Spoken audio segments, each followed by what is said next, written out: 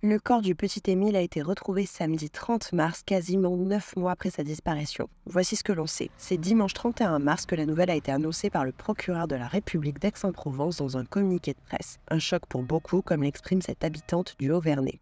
Oui, oui, bien sûr, c'est un début de réponse, mais bon, moi j'aurais préféré que ce petit soit vivant, hein. C'est terrible, hein, c'est terrible. On aurait préféré le retrouver.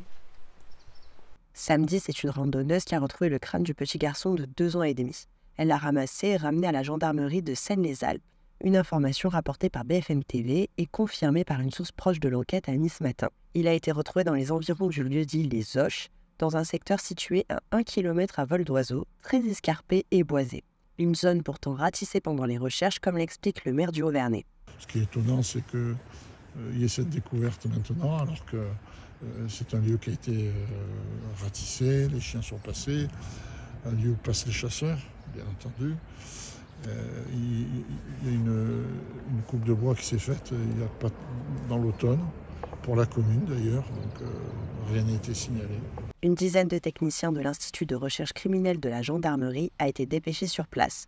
Ce labo permet de pratiquer des tests ADN au plus près du terrain.